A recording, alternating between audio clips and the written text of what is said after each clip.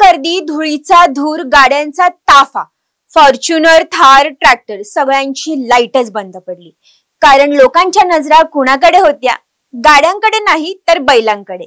हो, सांगलीच्या बोरगावच्या कोड्या माळावर डबल महाराष्ट्र केसरी चंद्रहार पाटील यांनी भरवलं मराठी परंपरेचं महाकुंभ।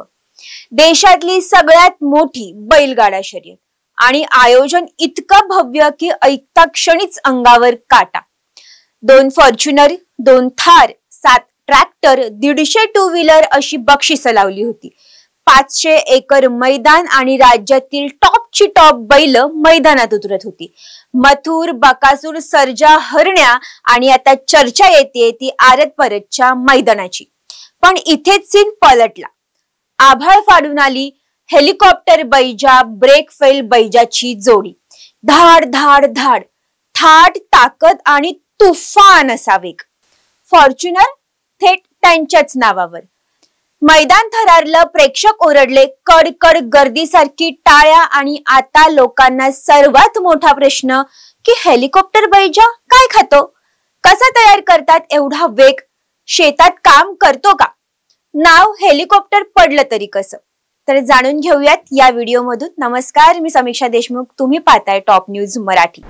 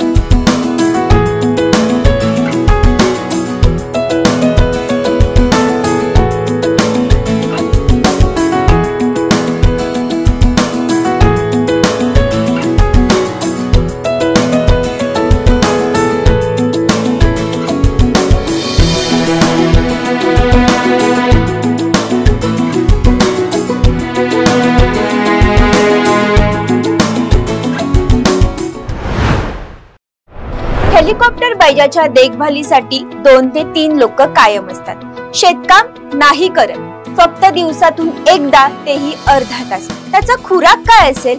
साधाच जो इतर जनावरं खातात तोच। ना दूध ना काही स्पेशल अशा सप्लिमेंट, सगळं नैसर्गिक।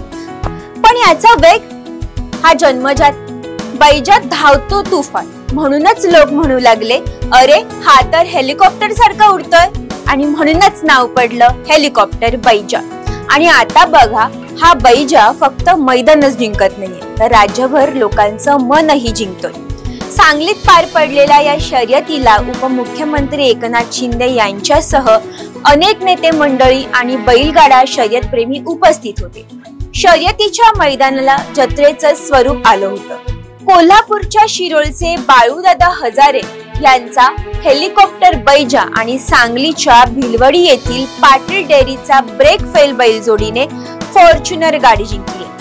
तसेच इतर बैलजोड्यांनाही थार आणि इतर बक्षिसं देण्यात आली।